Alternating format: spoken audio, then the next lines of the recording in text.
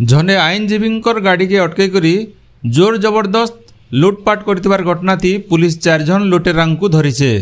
सेमानकर ठानु नगद 76,000 टंका 2टा मोटरसाइकिल और मोबाइल जबत करा जाइछे।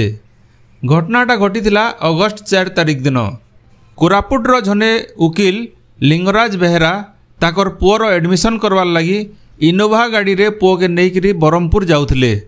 पणकापदर छक पाखे गाड़ीटा अटकईथिला बेले 10-12 जन लोग हठात अतर्कित भावे आसिकी ताकर सुना चेन अटैची मोबाइल और लाखे टंका नहीं फेरार मारिथिले।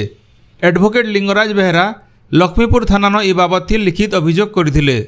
13 जनकर भितरु 4 जन अभियुक्त के धरबार थी लक्ष्मीपुर पुलिस के सफलता मिली है। ए बाबद लक्ष्मीपुर थाना एसडीपीओ मनोज कुमार बेहेरा गोटे सांबादिक सम्मेलन थी विस्तृत सूचना प्रदान करिछन।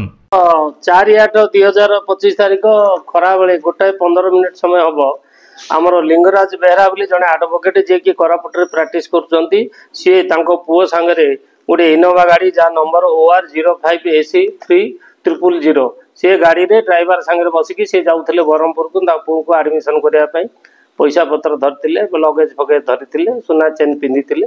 ये गला भितरे आमर पणकापदर छक पाखे पास लगे गाड़ी अटकई से पास बसिया समय हठात 12-13 जन दुर्बृत्त ठेंगा बाड़ी धरी आसी अतर्कित भाव आक्रमण करी पिंधि सुना चेन को छड़े नहीं गले। ब्रीफ केस रे थिबा लाखे टंका नहीं गले।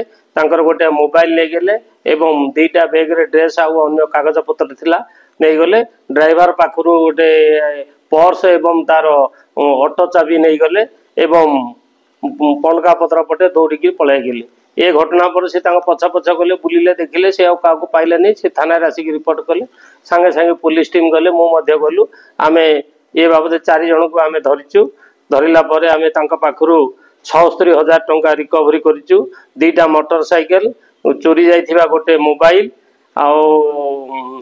ऑटो चाबी एवं 4टा सेमानकर मोबाइल फोन तंकु आमे रिकवरी करिचु।